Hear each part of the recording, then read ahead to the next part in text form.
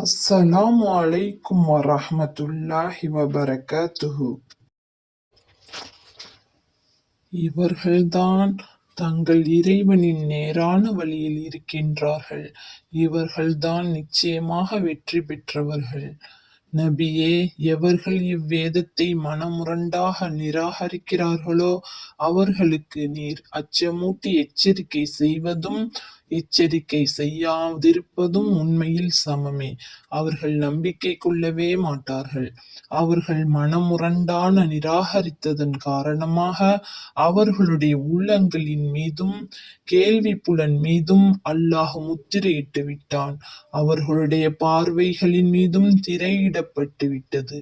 தவிர அவர்களுக்கு கொடிய வேதனையும் உண்டு. நபியே, அல்லாஹுவையும் இறுதி நாளையும் நம்பிக்கை கொள்கிறோம் என்று கூறுபவர்களும் மனிதர்களில் சிலருண்டு. ஆனால் உண்மையில் அவர்கள் நம்பிக்கை கொண்டவர்கள் அல்லர். அவர்கள் இவ்விதம் கூறி அல்லாஹுவையும் நம்பிக்கை கொண்டவர்களையும் வஞ்சிக்க கருதுகின்றனர். ஆனால் அவர்கள் தங்களையே தவிர பிறரை வஞ்சிக்க முடியாது. இதை அவர்கள் உணர்ந்து கொள்ள மாட்டார்கள். ஏனென்றால் அவர்களுடைய உள்ளங்களில் வஞ்சகம் என்னும் நோய் இருக்கிறது. ஆகவே அவர்களுக்கு அந்நோயை அல்லாஹ் அதிகப்படுத்தியும் விட்டான். இவ்விதம் அவர்கள் பொய் சொல்வதனால் மிக்க துன்புறுத்தும் வேதனையும் அவர்களுக்கு உண்டு. அவர்களை நோக்கி, பூமியில் விசமம் செய்து கொண்டு அலையாதீர்கள் என்று கூறினால் அதற்கு அவர்கள், நாங்கள் சமாதானத்தை உண்டாக்குபவர்கள்தான் விசமிகள் அல்லர் என கூறுகின்றார்கள்.